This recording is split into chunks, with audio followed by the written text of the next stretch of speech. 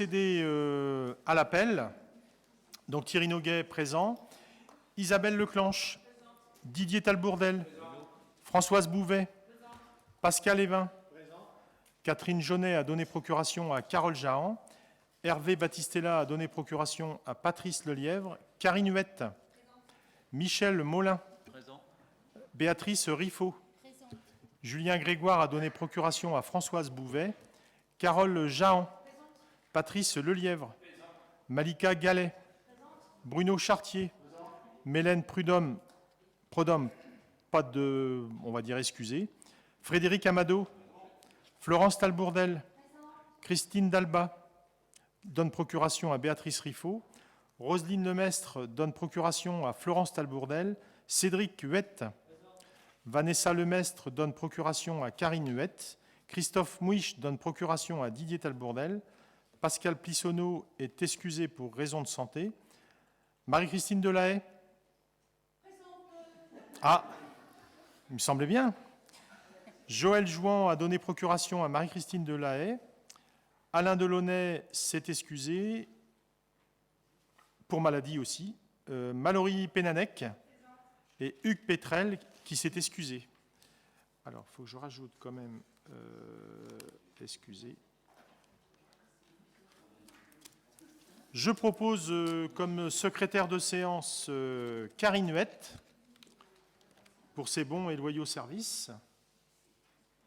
Et nous allons pouvoir commencer la séance, non sans avoir avant salué nos spectateurs, notre vidéaste et notre rescapé journaliste ici présent.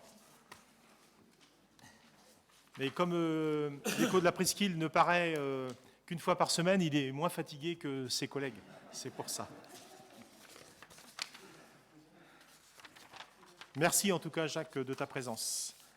Donc je vous propose d'attaquer nos points du jour. L'approbation du procès verbal du conseil municipal du vendredi 10 juin.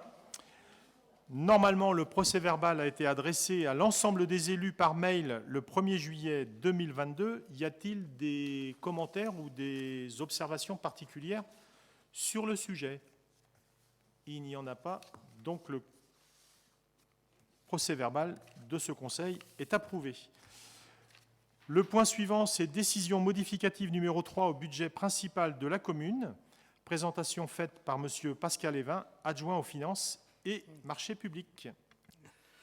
En application de l'article L. 1612-11 du CGCT, des modifications peuvent être apportées au budget par l'organe délibérant jusqu'au terme de l'exercice auquel elles s'appliquent. Les crédits par opération ont été approuvés par le Conseil au cours de sa séance du 24 mars 2022. Des modifications sont toutefois nécessaires pour permettre le lancement des travaux dans plusieurs opérations d'investissement. Les modifications suivantes ont été proposées à la Commission Finances du 21 juin dernier. Donc en fait, on a deux écritures. La première consiste en un transfert des opérations récurrentes de l'opération 155, réaménagement du complexe sportif, vers l'opération 17, entretien des bâtiments, pour un montant de 72 500 €. Et une deuxième écriture qui correspond en fait à un transfert de budget de 130 000 € de l'opération 164 École Jean Jaurès vers l'opération 17 Entretien des bâtiments et à hauteur de 30 000 € et vers l'opération 168 Parc de l'Aventurier à hauteur de 100 000 €. Et là, du coup, il s'agit de financer des surcoûts. Compte tenu des éléments qui vous ont été exposés, il est demandé à l'Assemblée municipale de bien vouloir approuver la décision modificative numéro 3 au budget principal qui lui a été présentée. Merci Pascal. Y a-t-il des commentaires ou des précisions à apporter sur cette délibération? Je n'en vois pas. Je la soumets donc à votre approbation. Y a-t-il des avis contraires? Des abstentions? Je vous remercie. Le point suivant, création de poste, avancement de grade 2022, promotion interne 2022 et suite des recrutements. Présentation faite par M. Didier Talbourdel, adjoint aux ressources humaines. Bonsoir à tous. Vu le Code général des collectivités territoriales, vu le Code général de la fonction publique, vu le tableau des propositions d'avancement de grade au titre de l'année 2022, vu l'avis favorable de la Commission des ressources humaines du 14-6-22, vu l'avis favorable du comité technique du 17-6-22, considérant les demandes de nomination de 2 agents suite à leur réussite de concours, Considérant qu'il appartient au conseil municipal de fixer l'effectif des emplois à temps complet et à temps non complet nécessaires au fonctionnement des services, considérant la liste d'attitudes des promotions internes 2022 du CDG 44, il est demandé à l'Assemblée municipale de bien vouloir adopter les modifications des emplois suivants. Compte tenu des avancements de grade, création des postes à temps complet au 1er août 2022, 3 postes d'adjoints techniques principaux deuxième classe, 5 postes d'adjoints techniques principaux première classe, 1 poste d'adjoint d'animation principale deuxième classe, 1 poste d'adjoint patrimoine première classe, 1 poste d'adjoint administratif principal deuxième classe, 1 poste rédacteur deuxième classe, 1 poste d'ADSEM principal première classe, 1 poste d'agent de maîtrise principal. La suppression des postes interviendra ultérieurement. Compte tenu des promotions internes, création des postes à temps complet au 1er août 2022, 3 postes de rédacteur, 2 postes d'agent de maîtrise, 2 postes de technicien, 1 poste de conseiller APS. Nous attendions le retour pour le 4 juillet, nous l'avons eu le 5 juillet. Les propositions du CDG 44, sur les 8 propositions qu'on avait fait au CDG 44, une seule a été retenue, donc c'est un poste d'agent de maîtrise. Donc la suppression des postes atteindra ultérieurement ce qui est indiqué. Du coup, il n'y aura qu'un poste qui sera supprimé, qui sera créé, par contre, c'est le poste d'agent de maîtrise.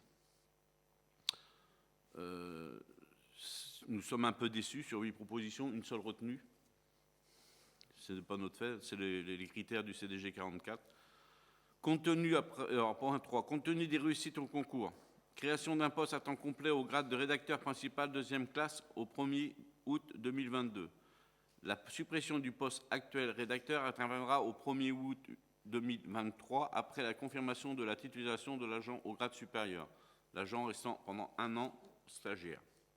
Création d'un poste à temps complet au grade de rédacteur de 1-8-2022. Suppression d'un poste actuel adjoint administratif interviendra au 1-8-2023 après la confirmation de la titularisation de l'agent au grade supérieur. Là, c'est pareil, l'agent restera pendant 1 an stagiaire. Compte tenu des recrutements d'un agent d'entretien polyvalent à l'unité espace vert centre technique municipal, CTM, suite à un départ en retraite. Création d'un poste d'adjoint technique à temps complet au 1-9-2022.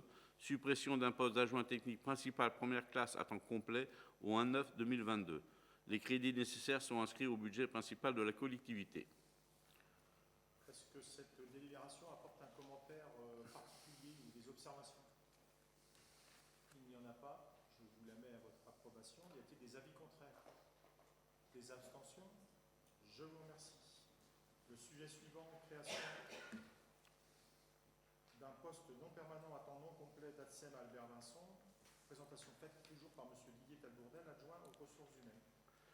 Vu le Code général de la fonction publique, notamment son article L.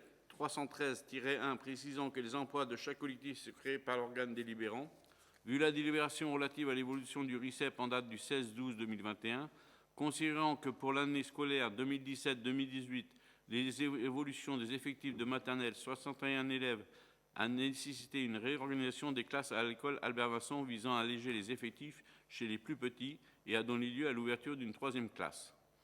Considérant que pour l'année scolaire 2018-2019, le groupe scolaire Albert Vincent accueillait 70 élèves pour la maternelle et que la 3e classe de maternelle a été maintenue. Considérant que pour l'année 2019-2020, le groupe scolaire Albert Vincent accueillait 60 élèves pour la maternelle et que la 3e classe de maternelle a été maintenue. Considérant que pour l'année 2020-2021, le groupe scolaire Albert Vincent accueillait 52 élèves pour la maternelle et que la 3e classe de maternelle a été maintenue. Considérant que pour l'année 2021-2022, le groupe scolaire Albert Vincent accueillait 50 élèves pour la maternelle et que la 3e classe de maternelle était maintenue. Considérant que pour la prochaine rentrée 2022-2023, les effectifs diminuent, engendrant la fermeture de classes au sein du groupe scolaire et d'une classe de grande section CP est créée avec mise à disposition d'un ADSEM uniquement le matin. Considérant qu'il est nécessaire de recruter temporairement un contractuel pour faire face à un accroissement temporaire d'activité lié au demi-poste d'ADSEM, à compter du 1er août 2022, il est proposé la création d'un emploi non permanent à temps non complet, 17-35e, en référence à un grade relevant de la catégorie hiérarchique C, filière technique ou médico-sociale, pour faire face aux besoins liés à cet accroissement temporaire d'activité. Cet emploi non permanent sera occupé par un agent contractuel recruté par voie de contrat à durée déterminée pour une durée de 12 mois, soit du 1er août 2022 au 31 juillet 2023. Cet agent assurera les fonctions d'agent territorial spécialisé des écoles maternelles, ATSEM, et sera rattaché à la directrice des pôles famille, service éducation jeunesse de la collectivité. Il devra justifier d'une formation dans le secteur de la petite enfance et d'une expérience professionnelle auprès d'un jeune public sur un poste similaire au sein d'une collectivité. Compte tenu des fonctions occupées, la rémunération de l'agent sera calculée en référence aux indices bruts et majorés des échelles C1, C2 et C3 du grade de recrutement. Les crédits nécessaires sont inscrits au budget 2022, chapitre 012. Après avis favorable de la Commission ressources humaines en date du 14 juin 2022, il est demandé à l'Assemblée municipale de bien vouloir autoriser la création d'un emploi précité et de procéder à la mise à jour des tableaux effectifs. Autoriser Monsieur le maire ou son représentant dûment habilité à prendre toutes les mesures nécessaires à l'exécution de la présente délibération. À l'heure actuelle, il n'y aura sans doute pas d'ouverture de cette classe. On va attendre le mois de septembre. Si jamais, entre maintenant et le mois de septembre, d'autres enfants viendraient à s'inscrire à l'école, on pourrait ouvrir la classe. Donc, le poste sera gardé. Merci de cette précision, Didier. Y a-t-il des interrogations ou des commentaires sur ce sujet? Madame Pénanec, si vous pouvez lever la main, parce que j'ai vu que Oui. vous parliez, donc j'ai... Merci. Allez-y, vous Non, pouvez y en aller. fait, de ce que je vois, c'est bien. En gros, il n'y a aucune fermeture de classe cette année sur mon toit. C'est une bonne chose.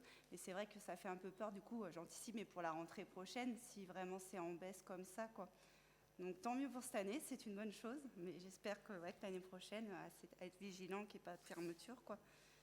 Ça a l'air d'être chaud quand même. L'inconvénient, c'est que sur Bellevue, entre autres, quand on parle d'Albert Vincent, on n'a pas de nouvelles constructions. L'ancienne école, on est toujours en attente, et ça vous êtes au courant pour les anciens élus, ça fait je ne sais pas combien d'années qu'on est en attente de l'autorisation de pouvoir construire, parce que cette école-là est sur le cône d'envol. Si jamais, oui, c'est à craindre, c'est-à-dire que si on n'arrive pas à renouveler la population sur Bellevue ou construire, il va sans doute poser des problèmes pour l'avenir de l'école de Bellevue. Et sur Jean Jaurès, là aussi, on perd une classe de maternelle, alors que pourtant, il y a eu des constructions sur la commune. Mais nous ne sommes pas responsables des non... Oui, en maternelle aussi. Ouais. Et là, pourtant, alors que leur mois est presque plein, mais bon, c'est les gens qui viennent, soit ils n'ont pas d'enfants, donc ils vont peut-être en faire, mais le temps de les avoir, il faut quand même attendre, ou soit les enfants sont déjà scolarisés, et pour certains ne sont pas sont en primaire ou voire au collège. Je me permets de rebondir sur ce que vient de dire Didier. Effectivement, lors des réunions parents, professeurs et municipalités, tant à Victor Hugo qu'à Jean Jaurès, c'est un vrai problème. Alors, j'avais dit sous forme de boutade que le maire, malheureusement, n'est pas responsable de la natalité. Compte tenu de mon âge, en plus, ça serait un peu compliqué. Et effectivement, comme pendant des années, il n'y a pas eu de construction neuve sur Montoire, mis à part certains lotissements, leur mois, certes, est commercialisé, mais le temps que les maisons se terminent, que les habitants arrivent, les travaux, notamment sur le pré de la Cure, vont démarrer à partir de la semaine prochaine. Donc c'est environ 100 logements qui vont être construits, mais qui vont être livrés d'ici 2 ans. Donc là, il faut qu'on courbe l'échine pendant encore 2 ans, je pense, pour espérer arriver à avoir des nouvelles familles. Notre politique aujourd'hui, notamment sur la réhabilitation des maisons anciennes dans le centre-bourg, sont orientées pour pouvoir accueillir des familles. Aujourd'hui, il y a des tensions foncières sur le bassin nazérien. On pourra espérer, en libérant ces logements, de pouvoir accueillir des nouvelles familles. On est vigilant. On a mis aussi, à un moment donné, un point d'alerte auprès des directrices des 2 écoles, Victor Hugo et Jean Jaurès, parce que, faisant fi de la carte scolaire, on s'échangeait un peu les enfants. Moi, ce qui me préoccupe, et j'ai repassé le message sur les 2 réunions auxquelles j'ai assisté ces 3 dernières semaines, aussi bien à Jean Jaurès qu'à Victor Hugo, que des réunions de concertation seront faites conjointement avec les 2 directrices des établissements notre responsable de vie scolaire, Sylvie Guibert, et Carole Jahan, l'adjointe à l'enseignement, afin que soit préservé l'intérêt de l'enfant et non pas les intérêts des uns ou des autres. Et s'il y avait à trancher, c'est-à-dire que si on avait un surplus d'élèves dans une école et un déficit d'élèves dans une autre école, plutôt que de travailler avec des classes en dédoublement, moi je prendrais la décision qui s'impose, à savoir s'il faut prendre des enfants d'une école de Jean Jaurès, pour exemple, pour aller à Victor Hugo, dans l'intérêt des enfants et dans l'intérêt de travailler dans un bon état d'esprit et d'éviter des classes de dédoublement, on prendra ces décisions. Donc on a prévu de se revoir avec les 2 directrices et les personnes que je vous ai citées tout à l'heure, au mois de mars-avril pour faire le point pour la rentrée d'après. Voilà. Par rapport à cette délibération, est-ce qu'il y a d'autres observations ou d'autres commentaires? Je vous la soumets au vote, à moins que Madame Pénanec, non ça...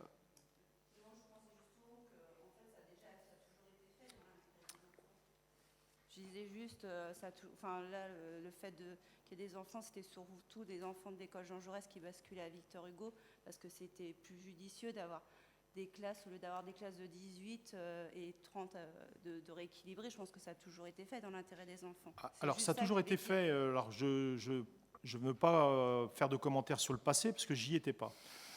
Moi, ce que j'ai vu sur les réseaux sociaux il n'y a pas si longtemps, où on avait quasiment des annonces disant aux parents de se mobiliser pour mettre leurs gamins d'un établissement à un autre. C'est pas comme ça que ça se décide.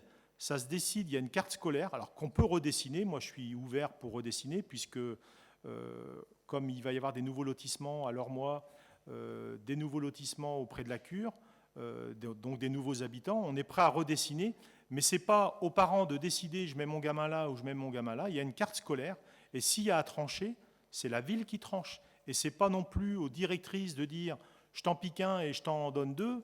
C'est pas comme ça que ça marche. Donc, pour éviter certains amalgames, le passé, c'est le passé, mais à l'avenir, ça se passera comme ça. Il faut de la concertation et que chacun garde son précaré et dans l'intérêt, comme je le dis toujours et que je maintiendrai et que j'ai défendu devant les parents lors de la réunion, c'est l'intérêt de l'enfant qui prime et non pas l'intérêt des parents. Voilà. Donc je mets à l'approbation cette délibération. Y a-t-il des avis contraires? Des abstentions? Je vous remercie. Le sujet suivant, ouverture de recrutement à la voie contractuelle. Présentation toujours faite par M. Didier Talbourdel, toujours adjoint aux ressources humaines. Vu le Code général de la fonction publique, vu le budget 2022 adopté par délibération le 24 mars 2022, vu la délibération relative au régime indemnitaire du 16 décembre 2021, il est proposé qu'en cas de recrutement infructueux de fonctionnaires pour les 3 postes ci-dessous, les fonctions pourront être exercées par des contractuels dans les conditions prévues par les articles L. 332-8, L. 332-14, L. 332-23 et 24 du Code général de la fonction publique. Donc, puéricultrice au multi-accueil des coccinelles, pôle famille catégorie A, technicien au service GPMP du pôle technique catégorie B, adjoint technique au service entretien et pôle ressources catégorie C. Les contractuels devront, dans ce cas, justifier d'un diplôme correspondant au grade et ou d'une expérience professionnelle dans le secteur. La rémunération sera calculée par référence à la grille indiciaire du grade de recrutement. La rémunération sera déterminée en prenant en compte notamment les fonctions occupées, la qualification requise pour leur exercice, la qualification détenue par l'agent ainsi que son expérience. Le recrutement de l'agent contractuel pourra être prononcé à l'issue d'une procédure prévue par les articles numéro 2019-1414 du 19 décembre 2019 et du numéro 88-145 du 15 février 1988, ceci afin de garantir l'égal accès aux emplois publics. Il est demandé à l'Assemblée municipale de bien vouloir adopter l'ouverture des 3 recrutements précités à la voie contractuelle, acter que les dispositions de la présente délibération prendront effet au 8/7/2022. Merci Didier. Y a-t-il des commentaires ou des observations sur ce sujet? Je n'en vois pas. Donc je soumets à votre approbation. Y a-t-il des avis contraires? Des abstentions? Je vous remercie. Le sujet suivant, rémunération du personnel encadrant pour les camps, séjour de la Maison de la Jeunesse. Présentation par M. Didier Talbourdel, toujours adjoint aux ressources humaines. Vu le Code général de la fonction publique, vu la délibération du Conseil municipal du 22 avril 2022 relatif à la création d'emplois saisonniers non permanents au service accueil jeunes pour l'été 2022, vu la délibération relative aux évolutions du RICEP du 16 décembre 2021, vu la délibération instaurant les 1607 heures et le nouveau protocole du temps de travail en date du 16 décembre 2021, considérant l'avis favorable de la Commission aux ressources humaines du 14 juin 2022, considérant l'avis favorable du comité technique du 17 juin 2022, il est exposé le bordereau suivant. Suite à la création de la Maison de jeunesse en 2021, il est proposé que le service accueil jeunesse, jeunes, Maison des jeunes puisse réaliser des camps ou séjours organisés par les jeunes pendant l'été et encadrés d'accompagnateurs, agents permanents et ou d'animateurs saisonniers. À ce titre, il est proposé de fixer la modalité du temps de travail et de rémunération du personnel encadrant des camps de séjour. Le temps de travail camp séjour, il est proposé d'instaurer un forfait de temps de travail, journée plus nuitée, de 10 heures par jour et nuit, avec une limite de 48 heures par semaine. Dans le respect de la réglementation du temps de travail, la journée débute au moment de la prise en charge des jeunes. Pour les titulaires, les contractuels permanents et pour les saisonniers occasionnels, décompte du temps de travail 10 heures par jour et nuit travaillée sur les 1607 heures annuelles. Indemnité compensatrice camp séjour. Dans le cadre de la réalisation des camps séjour, une indemnité compensatrice sera versée au personnel encadrant. Pour les titulaires, les contractuels permanents et pour les saisonniers occasionnels, indemnité de direction de séjour, forfait de 70 € jour plus nuit travaillée, indemnité de séjour forfait de 30 € jour nuit travaillée. Les crédits nécessaires sont inscrits au budget 2022 au chapitre 112. Il est demandé à l'Assemblée municipale de bien vouloir instaurer le forfait temps de travail journée plus nuitée de 10 heures jour nuit avec une limite de 48 heures par semaine, fixer un forfait de 70 € jour nuit travaillée pour la direction de séjour et un forfait de 30 € jour nuit travaillée pour l'encadrant des jeunes pendant les séjours. Merci Didier. Y a-t-il des commentaires ou des observations sur cette présente délibération? Il n'y en a pas. Je la soumets donc à votre approbation. Y a-t-il des avis contraires? Des abstentions? Je vous remercie. RIFCEP et CIA, présentation par M. Didier Talbourdel, adjoint aux ressources humaines.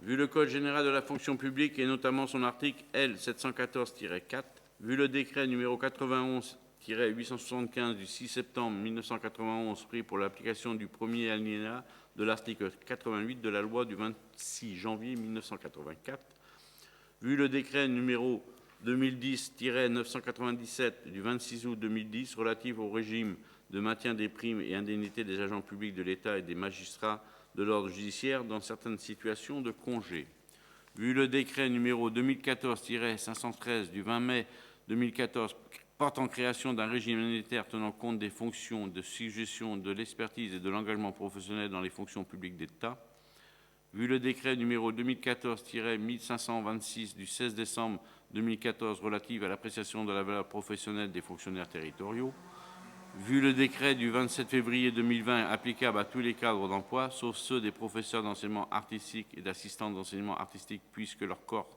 de référence n'est pas encore éligible au RICEP, et considérant que le dit décret n'a pas été créé d'équivalence transitoire, vu le décret numéro 2021-1882 du 29 décembre 2021 intégrant le cadre d'emploi des auxiliaires de puéricultrices territoriaux à la catégorie B, vu la délibération en date du 15 décembre 2016, du 17 mai 2019, du 19 mars 2021 et du 16 décembre 2021, par laquelle la ville de Montoire de Bretagne a instauré et modifié le régime indemnitaire tenant compte des fonctions des suggestions, de l'expertise et de l'engagement professionnel, c'est-à-dire le RICEP, considérant qu'il y a lieu d'appliquer le régime indemnitaire tenant compte des fonctions de suggestion, de l'expertise et de l'engagement professionnel RICEP, considérant que le principe de parité ne s'applique pas aux agents de la filière police municipale et qu'il n'y a pas d'équivalent de grade avec la police nationale et que la dite filière est régie par des textes spécifiques et ne bénéficie donc d'un régime indemnitaire spécifique. Considérant le courrier de la préfecture de Loire-Atlantique en date du 28 février 2022, qui rappelle que l'instauration du CIRA à 0 € dans la délibération du 16-12-2021 et irrégulière et incitant la ville de Montoire à se conformer à la réglementation en instaurant un CIA différent de 0. Considérant l'avis de la Commission ressources humaines du 14 juin 2022, considérant l'avis favorable du comité technique du 17 juin 2022, il est proposé à l'Assemblée délibérante de modifier les plafonds de RICEF dans le cadre d'emploi des auxiliaires de puériculture et de modifier les plafonds décidément, de complément indemnitaire annuel CIA. Attends Didier, s'il te plaît, parce que vous avez vu que sur la délibération, elle fait 5-6 pages. Je vous propose, si vous en êtes d'accord, mais seulement si vous en êtes d'accord, je pense que vous avez pris connaissance des éléments avant, rebalayer la structure de RIFSEP comme on l'avait déjà travaillé avec le CT et que ça a été déjà présenté au conseil municipal. Je vous propose, si vous en êtes d'accord, qu'on aille directement sur le complément, pour préciser, parce que le changement porte sur le complément indemnitaire annuel CIA, de nous retrouver à la page 13 sur l'article 6, si vous en êtes d'accord, et vous faire grâce de la lecture des chapitres avant, puisque la modification porte sur le complément indemnitaire annuel. Est-ce que tout le monde en est d'accord ?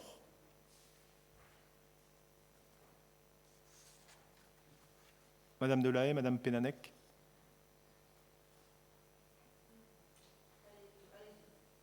Ça ne vous pose pas de problème ? Ah, ça n'empêche pas que vous pouvez poser des questions, hein, il n'y a pas de problème. Hein. D'accord, ok. Je vous remercie. Donc, si tout le monde est d'accord pour qu'on puisse poursuivre la lecture à partir de l'article 6, page 13. Complément indemnitaire annuel, CIA. Le complément individuel annuel vise à valoriser l'engagement professionnel et la manière de servir. Apprécié au moment de l'évaluation annuelle par chaque agent. Pour chaque agent, il est proposé de valoriser l'assiduité et la manière de servir du personnel permanent lors des entretiens professionnels. La population concernée comprend tous les agents permanents, titulaires, stagiaires, contractuels de droit public. En sont exclus les agents non titulaires, non permanents, les apprentis et les stagiaires d'école. Lors des entretiens professionnels, les encadrants pourront délivrer une indemnité aux agents selon les catégories et en fonction des critères définis dans les entretiens professionnels, notamment en fonction de l'assiduité et de la manière de servir. Les montants des indemnités versées en totalité ou en partie sont répartis de la manière suivante. Pour les catégories C, 30 € brut maximum par an. Catégorie B, 50 € brut maximum par an. Et catégorie A, 70 € brut maximum par an. Donc là, pareil. Merci Didier. Je fais grâce, pareil, des tableaux de répartition filière administrative, technique, par catégorie et filière animation médico-sociale, filière sociale et filière culturelle. Et je propose de nous retrouver, page 19, à partir de l'article 8, indemnité, mission ponctuelle. Le statut prévoit la continuité du service public pour les agents présents. Cependant, il est proposé pour les agents amenés à assurer la responsabilité du chef de service absent de catégorie A, B ou C, au-delà de 3 mois consécutifs, de pouvoir bénéficier à compter du 4e mois d'une prime forfaitaire de 60 € net par mois. Le versement de l'indemnité des missions ponctuelles ne sera possible que lors des 3 premiers mois d'absence. Cumul possible. Le RICEP est exclusif de toute autre prime et indemnité liée à la fonction de la manière de servir. Il est donc cumulable par nature avec l'indemnité d'astreinte, l'indemnité horaire pour travail supplémentaire, la prime régie par les articles 111 de la loi 84-53 du 26 janvier 1984, c'est-à-dire prime annuelle et 13e mois, la prime de responsabilité des emplois administratifs de direction, l'indemnité forfaitaire complémentaire pour élection, l'indemnité compensatrice camp séjour de la maison des jeunes, l'indemnité mission ponctuelle. Il est ainsi demandé à l'Assemblée municipale de bien vouloir approuver l'évolution du régime indemnitaire tenant compte des fonctions, des suggestions et de l'expertise de l'engagement professionnel RICEP, tel que présenté ci-dessus, d'approuver l'évolution des montants des critères d'attribution du CIA, autoriser le maire à fixer par arrêt individuel le montant de l'IFSE et de l'IFSE spécifique et du CIA versé aux agents concernés dans le respect des dispositions fixées ci-dessus. Approuver l'instauration de l'indemnité mission ponctuelle, de prévoir et d'inscrire des crédits correspondant au budget pour l'exercice 2022. Les dispositions de la présente délibération prendront effet au 1er août 2022. Merci Didier pour cette longue énumération. Donc, y a-t-il des questions? Oui. Madame Pénanec, si vous voulez. Je vous donne la parole. Je me posais la question par rapport à... je vais revenir là d'abord sur le CIA. Vu que c'est par rapport à l'assiduité, en gros, ce que chacun peut y mettre du sien, de la bonne volonté et tout, pourquoi en fait il y a une différence entre chaque catégorie aussi importante? Pourquoi on n'a pas toutes 70 € de prime CIA en fait, quelle soit la catégorie, sachant que c'est l'assiduité qui n'est pas le corps de métier en lui-même, c'est juste si l'agent il est assidu, qui donne le meilleur de lui. Enfin voilà, en fait c'était la question que je me posais, pourquoi il y a une différence surtout de 40 € entre la catégorie A et la catégorie C. Pourquoi tout le monde n'a pas 70 € s'ils sont assidus chacun dans leur corps de métier en fait? Alors, pour les personnes qui ont siégé au dernier CT, on avait mis un CIA à 0. L'organisation syndicale présente sur la commune ne souhaite pas la mise en place du CIA. Comme il nous a été reproché de mettre un chiffre 0 €, on a mis des chiffres, mais de toute façon, les organisations syndicales, et au dernier CT, ça a été approuvé, ça ne sera pas mis en place. Il fallait mettre des chiffres, on a mis des chiffres, mais dans la commune, le CIA n'existera pas. Okay, oui, après, je ne savais pas, hein, donc je pose la question. Mais bon, comme ça s'est fait. Et l'autre question, donc ça, c'était dans les modalités de versement, article 3. Sur le fait que le RICEFT sera suspendu en cas de congé de maladie longue ou de maladie grave. Ma question était, est-ce qu'il y a une assurance spécifique maintien de salaire pour ces salariés en fait, parce que ça fait un peu double peine, donc peut-être, je ne sais pas. C'est-à-dire qu'au-delà de 90 jours d'arrêt, il y a une assurance compensatrice, c'est-à-dire que l'agent a... mais il faut 90 jours. Ah, c'est pas 3 mois, c'est 90 jours.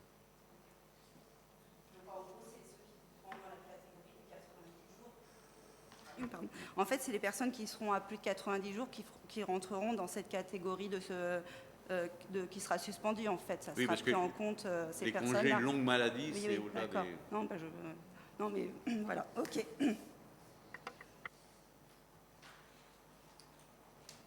D'autres questions, interrogations, observations? Non, tout est clair pour vous? Merci. Je soumets donc à votre approbation. Y a-t-il des avis contraires? Des abstentions? Je vous remercie. Le sujet suivant, convention d'objectifs et de financement de la CAF pour le financement de la prestation jeune sur la période 2022-2026. Présentation faite par Madame Françoise Bouvet, adjointe au sport et à la jeunesse. Bonsoir. Depuis l'ouverture de la Maison des Jeunes, la Caisse d'allocation familiale apporte son soutien financier. Dans un premier temps, la prestation de service était versée au prorata du nombre d'heures et de présence des jeunes. Compte tenu de la nature du projet pédagogique et des intentions éducatives de la Maison des Jeunes, la Caisse d'allocation familiale propose de faire évoluer son soutien.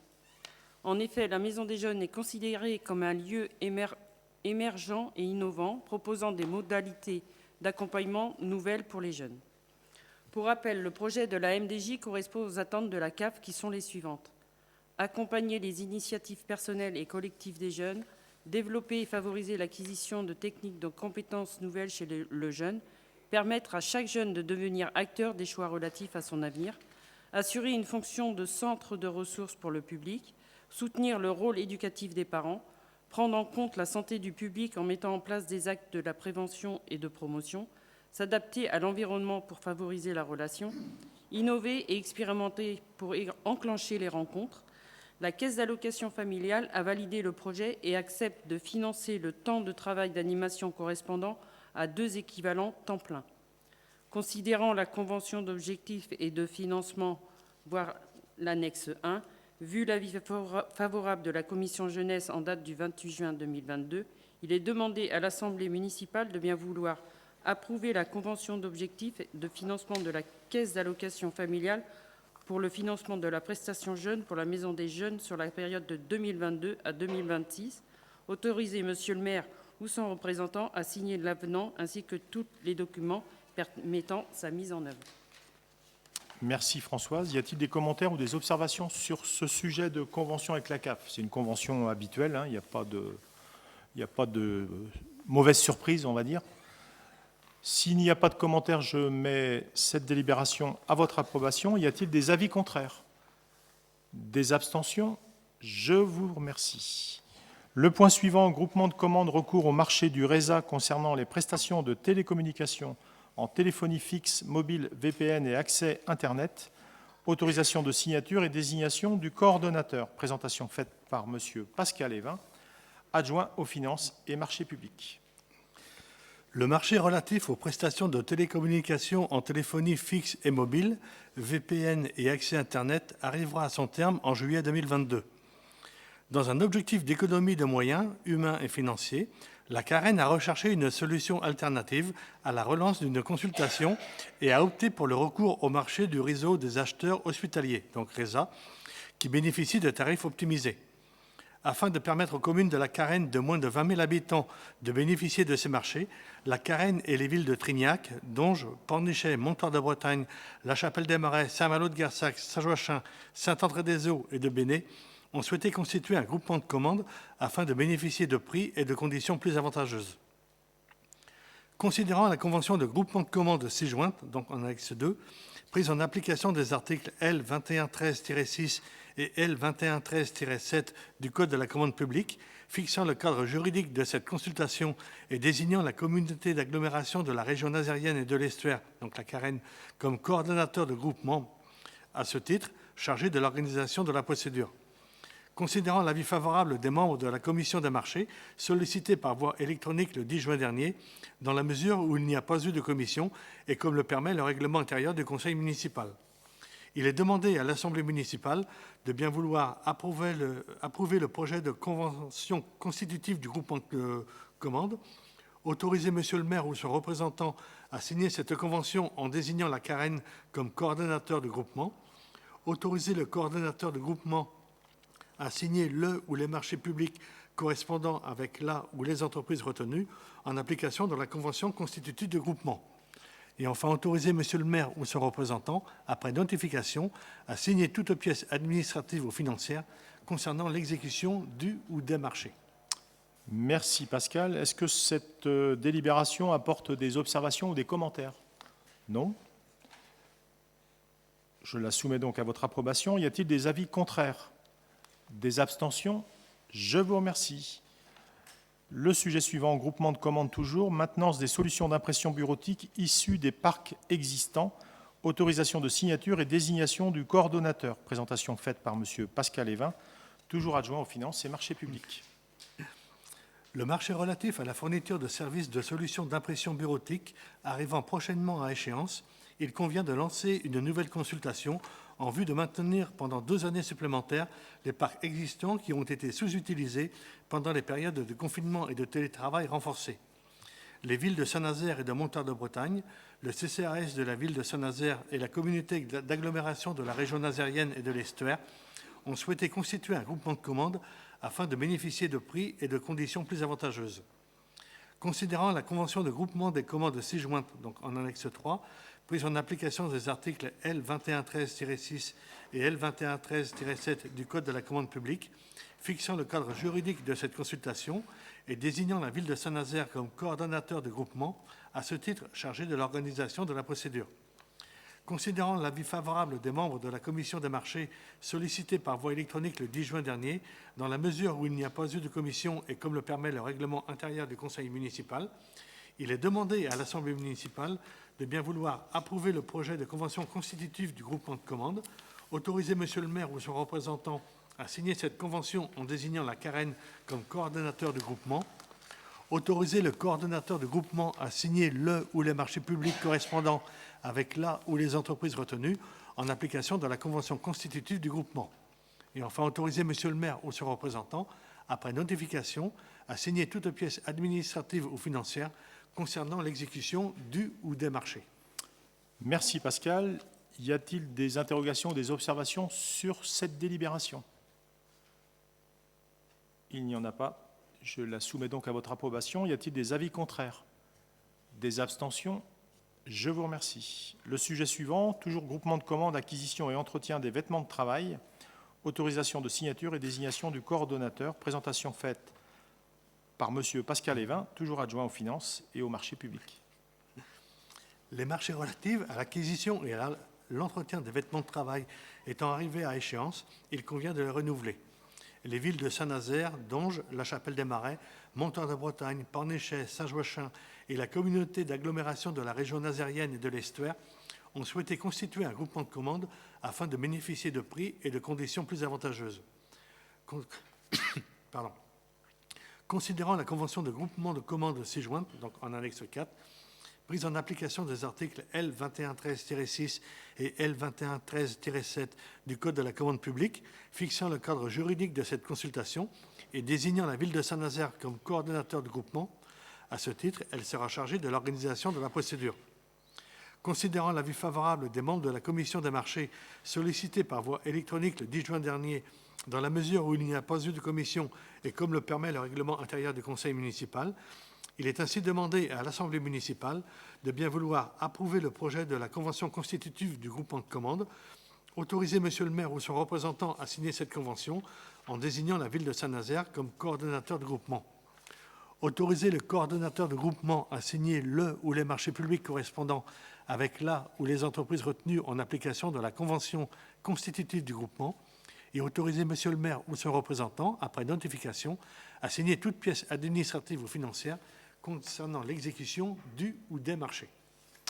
Merci Pascal. Là aussi, rien de nouveau. Y a-t-il quand même, malgré tout, des observations ou des commentaires? Je ne vois pas de main se lever. Donc je soumets à votre approbation.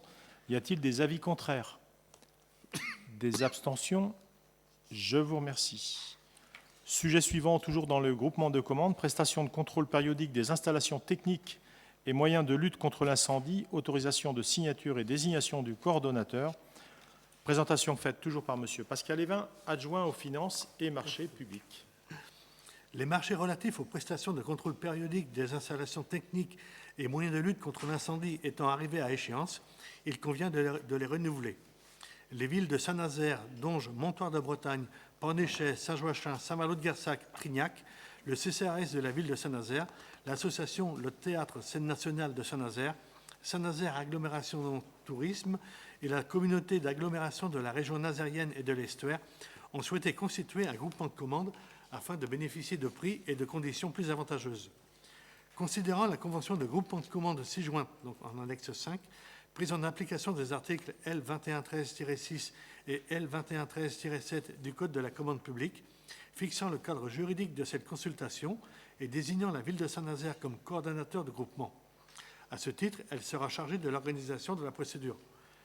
Considérant l'avis favorable des membres de la commission des marchés, sollicité par voie électronique le 10 juin dernier, dans la mesure où il n'y a pas eu de commission et comme le permet le règlement intérieur du conseil municipal, il est demandé à l'Assemblée municipale de bien vouloir approuver le projet de convention constitutive du groupement de commandes, autoriser Monsieur le maire ou son représentant à signer cette convention en désignant la ville de Saint-Nazaire comme coordonnateur de groupement, autoriser le coordonnateur de groupement à signer le ou les marchés publics correspondants avec la ou les entreprises retenues en application de la convention constitutive du groupement.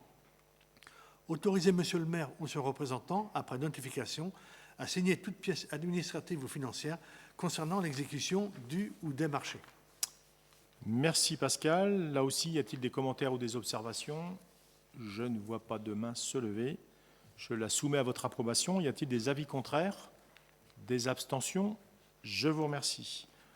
Groupement de commandes toujours, prestation de maintenance technique des bâtiments, autorisation de signature et désignation du coordonnateur. Présentation faite toujours et en finale par M. Pascal Évin, adjoint aux finances, pas au final, et marché public. Vous voyez, ma langue a fourché. C'est moi qui fatigue, mais c'est Pascal qui lit. Les marchés relatifs aux prestations de maintenance technique des bâtiments étant arrivés à échéance, il convient de les renouveler.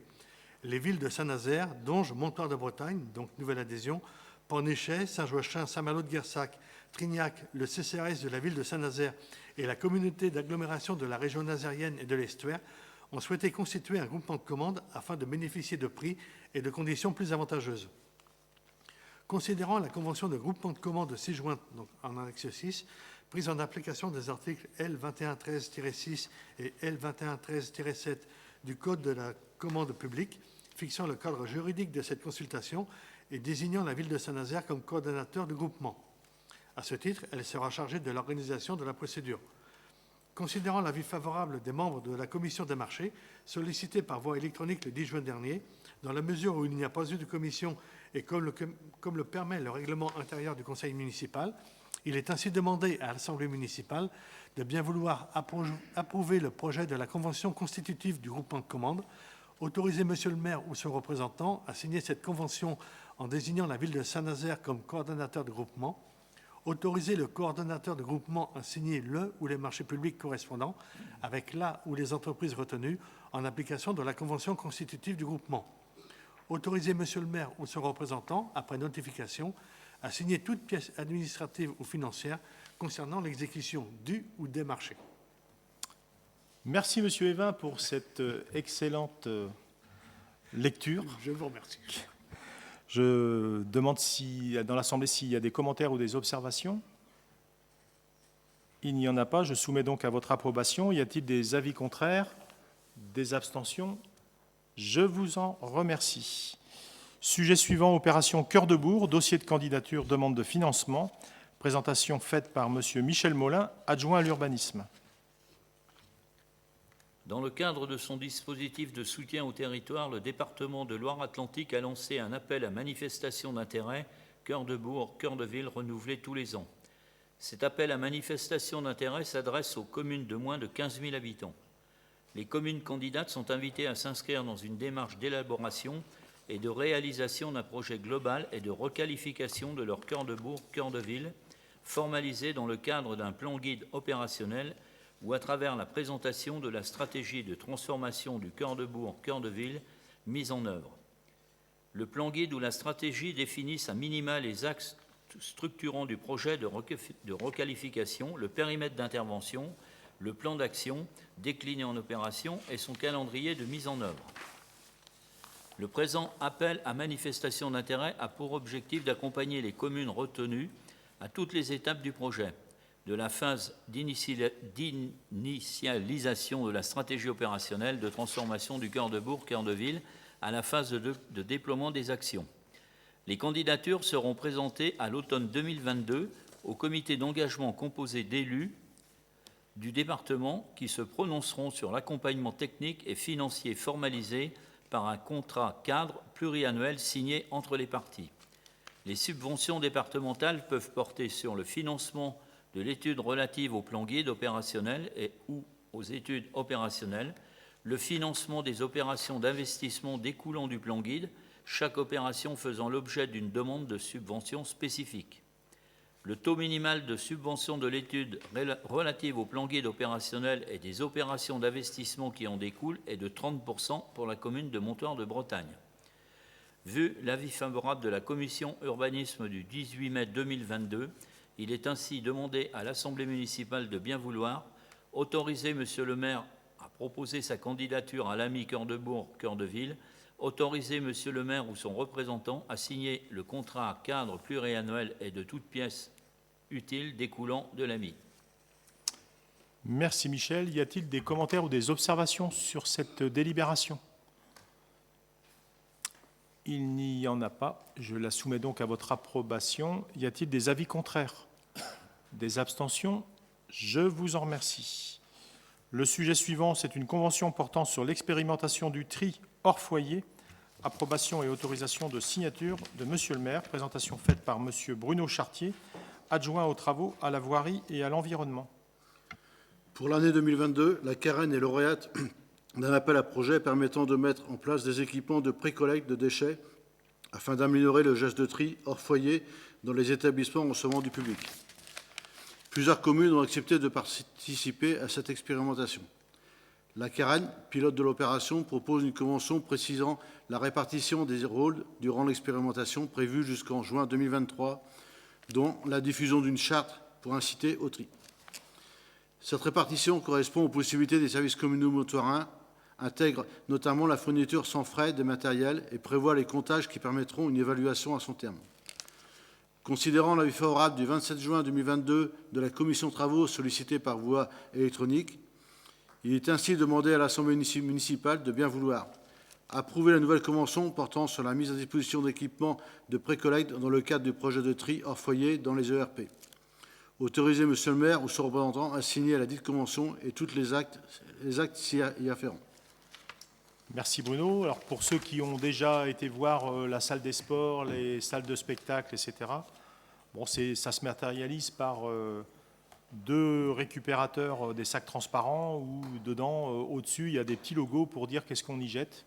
Il nous paraissait important au niveau des installations sportives et culturelles d'avoir une expérimentation concernant le tri. Et donc c'est une expérience, donc étant moi-même vice-président de la Carène chargé de la gestion et de la valorisation des déchets, il me semblait important que Montoire porte sa candidature sur cette expérimentation qui a commencé. Et quand on regarde l'état des poubelles, les gens sont plutôt respectueux et je ne peux que m'en féliciter. Voilà pour ce petit commentaire de ma part. Y a-t-il d'autres commentaires ou des observations?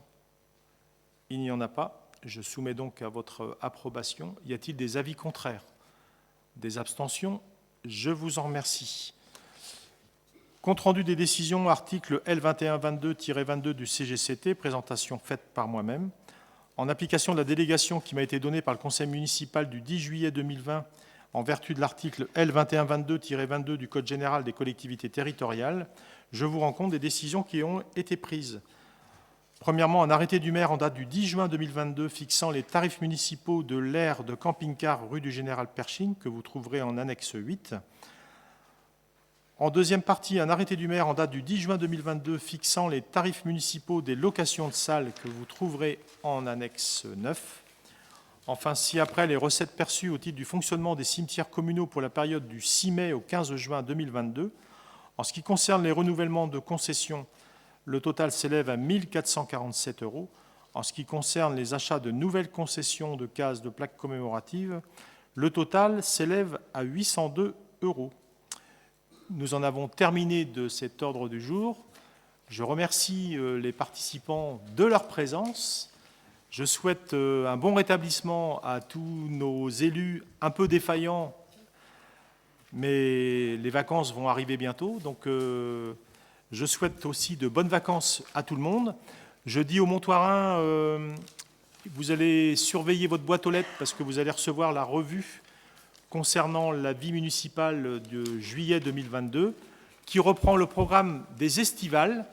À ce sujet, j'invite la population montoirine à vous rendre au Petit Bois de Victor Hugo vendredi, donc demain, pour un spectacle de qualité gratuit. Il faut savoir que toutes les animations de l'été, pour les gens qui ne partent pas en vacances, vous allez pouvoir vous régaler à travers différents spectacles organisés par la municipalité, le service culture, par l'OSCM et aussi par le GATM.